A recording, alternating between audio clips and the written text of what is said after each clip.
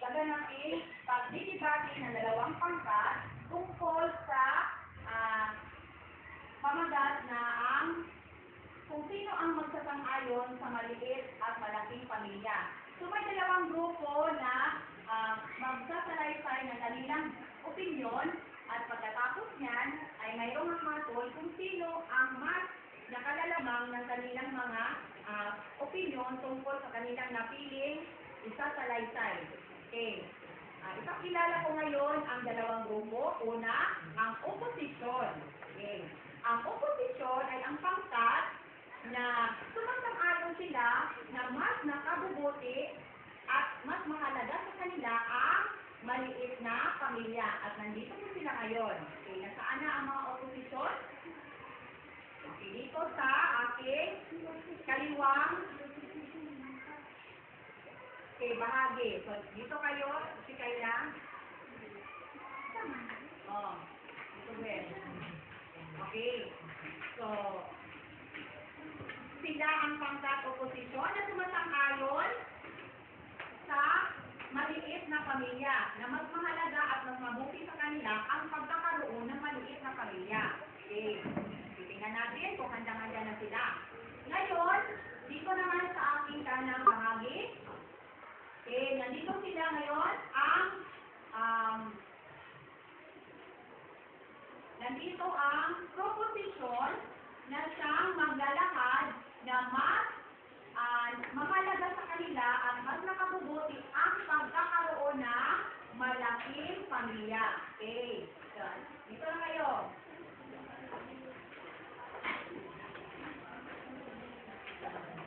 Ayan. So, sila ang dalawang pangkat na magpapakita at magsasalaysay ng kanilang mga opinyon sa bawat napili nilang kapaligan na paksa. Okay. Sila ang malaking pamilya at ito naman ang maliit na pamilya. So, handa na ba kayo? Handa na po! Okay, ngayon, unahin natin na pangkinggan ang pangkat na pumapanig sa pagkakaroon ng maliit na pamilya na mas mahalaga at mas makabubuti para sa kanila. Okay, pakinggan po natin. At pagkatapos niyan, susunod agad ang proposisyon na mas pinaniniwalaan nila na mas nakabubuti ang malaking pamilya. At pagkatapos niyan, ay magtutunggalin sila, magtatanungan sila kung sino ang mas nakapag-aangat ng kanilang mga opinyon. Okay. Sige, handa na kayo? Handa na po, ma'am! Sa hirap ng buhay ngayon, mahalaga ang pagkakaroon ng maliit na pamilya. Kung maliit na pamilya, maibigay ng magulang sa bawat anak ang magandang edukasyon, sapat na pagkain, maayos na kagitan at marami pang iba. Mas maganda talaga ang maliit na pamilya dahil pagkaunti lang ang babayaran sa tubig at sa kuryente. Mas maganda talaga ang maliit na pamilya dahil merong ipanghiling ng mga kagamitan sa paaralan at sa bahay. Para sa akin, mas maganda ang maliit na pamilya kaysa sa malaking pamilya dahil maliit lang ang gastusin. Mas maganda talaga ang maliit na pamilya dahil ang magulang sa maliit na pamilya makapagbibigay ng kanilang walang sawa na pagmamahal, pag-aalaga at pagsusuporta sa kanilang anak. Mas mabuti talaga ang malaking pamilya dahil nahahong ito sa Biblia. Sabi kasi sa Biblia, go to the world and multiply. Mas maganda talaga ang malaking pamilya. Kaya kapag ikaw ay may problema, maraming nagpupayo sa iyo at nabigyan ng sagot at katanungan na sa iyo. Mas mabuti talaga ang malaking pamilya dahil hindi ka malulungkot at palagi kang masaya dahil marami kang kasama at kausap. Kung ako ang papipiliin, mas pipiliin ko ang malaking pamilya dahil kapag may gawain bahay, mas madali itong matatapos dahil marami kayo. Mas importante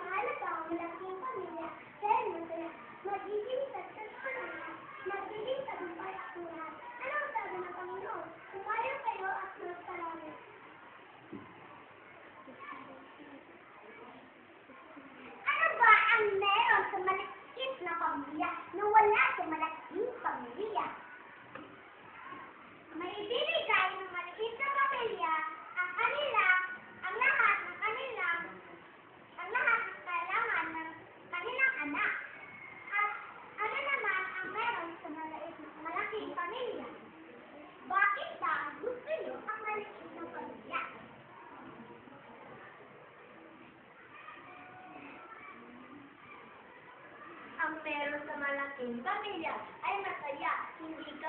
Hindi ka malungkot dahil marami kang karamay.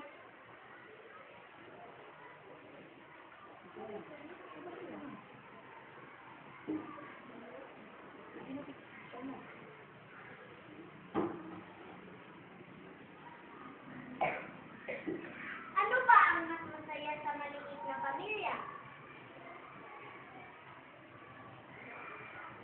Ang pagbibigayan at pagmamahalan.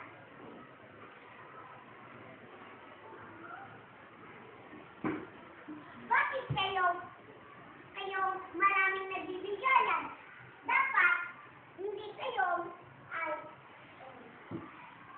Dapat ang malaking pamilya ang mas masaya at maganda at mabuti dahil marami at nagbibigayan kaysa sa maliit na pamilya. Hindi masyadong masaya dahil mas maliit sila. Dapat mas pipiliin namin ang malaking pamilya kaysa sa maliit na pamilya. At kung magkasakit ka at ang iyong ama at ina ay pumunta sa malaking lugar dahil nagtrabaho, anong gagawin mo? At kung kayong pamilya ay masama at walang tutulong sa inyo dahil masama kayo, kapag magkasakit ang inyong kapitbahay, hindi ninyo tutulungan. Ano na ang gagawin mo? Wala kang karamay sa buhay.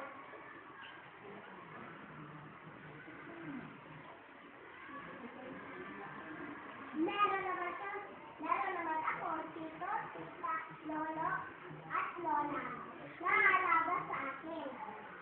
Kung malayo ang bahay ng lola at tito mo, saan ka na lang pupunta?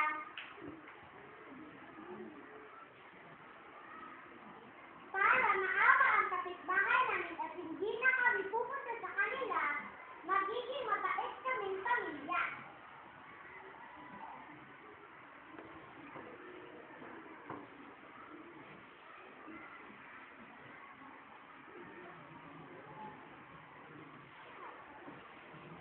At paano kung walang pera ang inyong kapitbahay? Saan na kayo pupunta? Kasi kailangan ninyong dalhin sa doktor para kayo ay maayos na.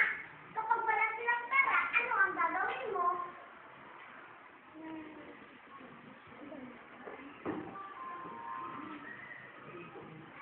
Hindi naman masakitin ang ama at ina ko dahil nag-iingat sila.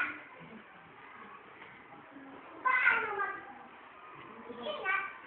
Ang iyong ina ay nagtatrabaho at kung ang iyong ama ay may ginawang hindi maayos at kung hindi na siya magtrabaho, ano na ang gagawin? Ang iyong ina na lang ang maghanap ng trabaho. Hindi, wala na tutulong sa iyo para sa iyong ina para magtrabaho. Maingat naman ang aking ama dahil kumakain siya ng masustansang pagkain.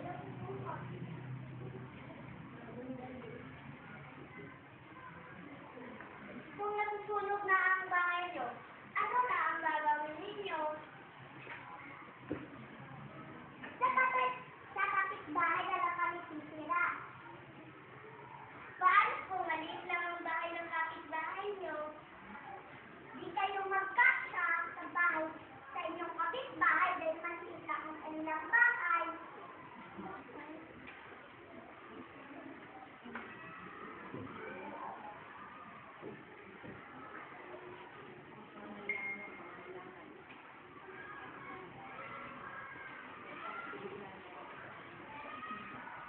Basta piliin talaga namin ang maliit na pamilya dahil ang maliit na pamilya nakakakain ang mga anak sa maliit na pamilya nakakakain ng masarap, marami at masustansyang pagkain.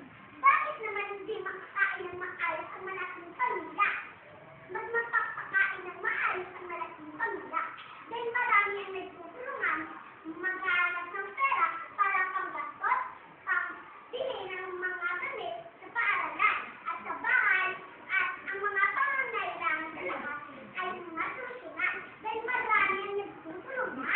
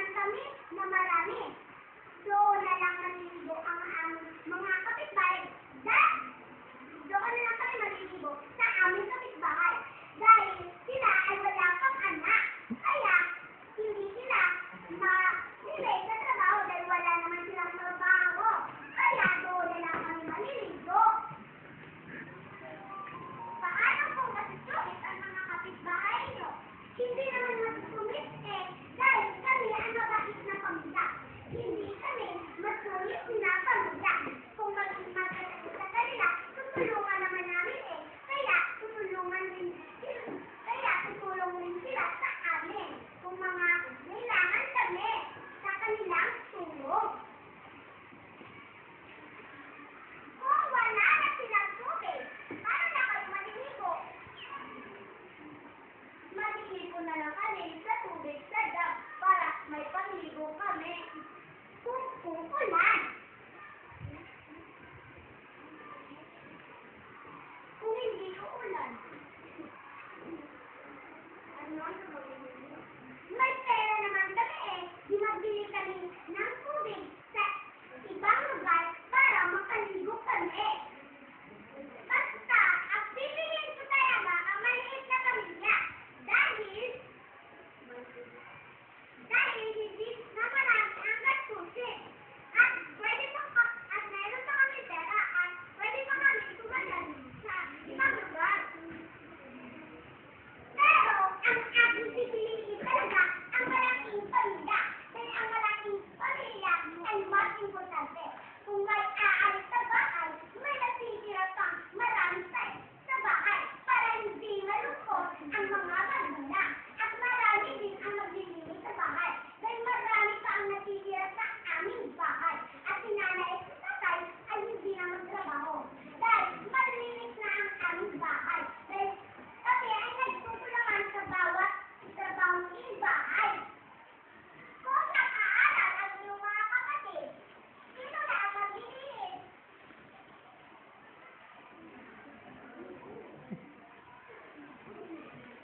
Eh, si tatay, dahil wala pa siyang trabaho. Dahil ang aking itay ay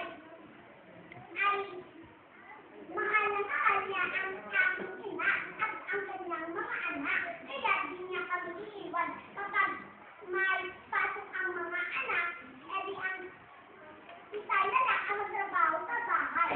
Dahil mahal na mahal niya kami, hindi niya kami pabayaan na ang aming bahay ay hindi malinis, marumi. Dahil kapag marumi, kami ay magkasakit. Kaya hindi kami iiwan ng aking inay at ang aking mga magulang at aking ate at sila at aking mga kapatid.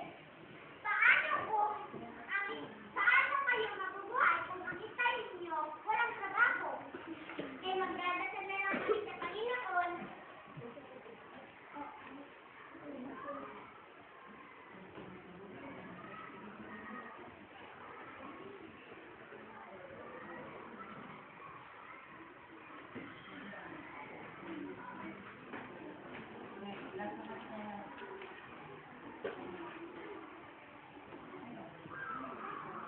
Masabuti talaga ang maliit na pamilya. Dahil ayon sa aking mga magulang, madali nilang maibibigay sa akin ang lahat ng pangangailangan ko. At sabi din nila, maibibigay nila lalo na kung isa o hanggang dalawa lang ang kanilang anak. Basta pipiliin namin talaga ang malaking pamilya. Dahil sabi sa isang guro, kapitbahay at ang aking mga magulang, mas importante talaga ang malaking pamilya. Dahil ang malaking pamilya, magbibigay lahat kung ano ang pangangailangan. Kung may pangangailangan sa kapitbahay, magtutulungan. May marami kami mga anak at ate kuya. Kaya hindi na kami pipili sa maliit na pamilya. Basta pipiliin namin talaga ang malaking pamilya. Hindi kami pipili sa maliit na pamilya.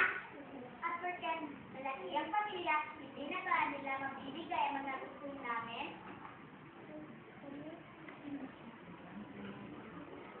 Siyempre, dahil marami kayo.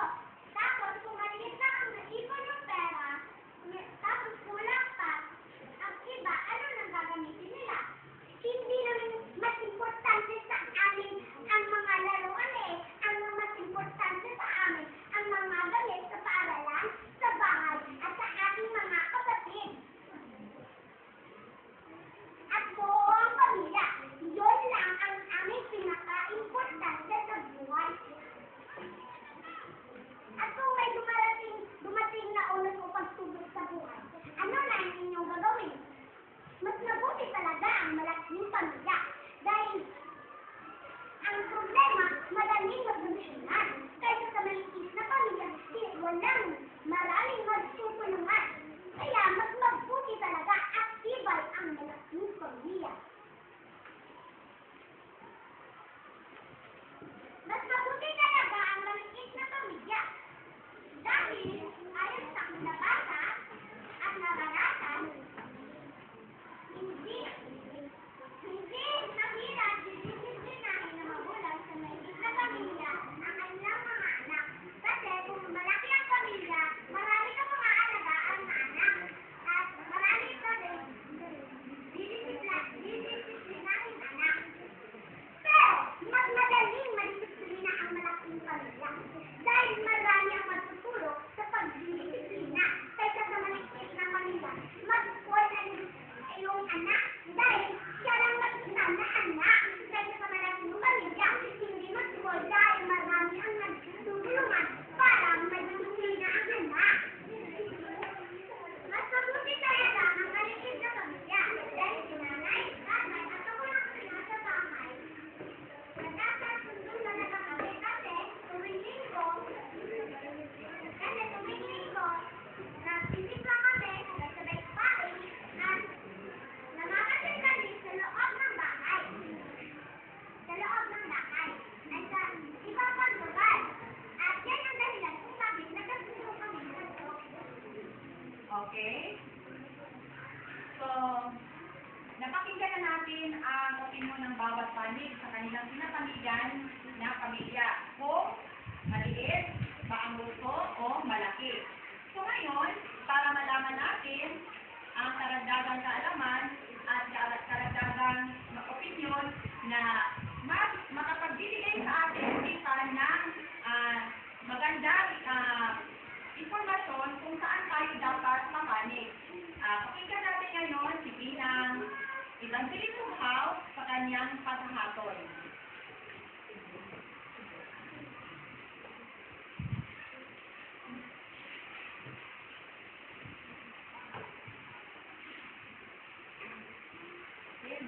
Lumapit kayo sa ating dalawang pangkat. Magandang umaga po sa ating pinakamamahal na punong guro, si Ma'am Pedro Infanta, at sa ating nagbigay ng pagsubok na ito sa ating tatlong baitan. Kung ano ang pipiliin ba ng bawat pangkat, ito ba ay mas maliit o mas malaki? At sa narinig natin, mga bata, ang bawat opinion ng bawat pangkat ay puro mga magagaling sila, di ba? Ipinahayag nila kung paano nila ipaglaban na dapat piliin nila ang maliit na pamilya at ganoon din sa malaking pamilya na wala talagang magpapatalo sa kanila. Sa nakita ko at narinig ko sa kanilang mga opinion, silang ang dalawang pangkat ay nagpapakita ng pagmamahal sa pamilya. Pinagtatanggol nila ang kanilang pamilya, malaki man o maliit, ipinagtatanggol din nila o ipinangayitay din nila na ipahayag nila na ang pamilya, kahit ito ay malaki man o maliit, mahalaga na mayroon tayo pagmamahalan, pagkakaisa, at sama-sama nagtutulungan sa kahit anumang problema o unod na darating sa ating buhay. Hindi ba mga bata? Tama ba sa malaking pamilya na pangkat? Okay. Sangayon din ba kayo doon sa maliit na pamilya? So ang hapon po sa debate nito ay patas ang laban. Kaya walang natalo, pareha silang nanalo. Okay, saan ang kamay? Okay, wow! Magkasundo na kayo. Okay? So, maraming salamat na. Okay, ngayon, ano kayo? Amanan kayo. Oh. Ayun. So, maraming salamat.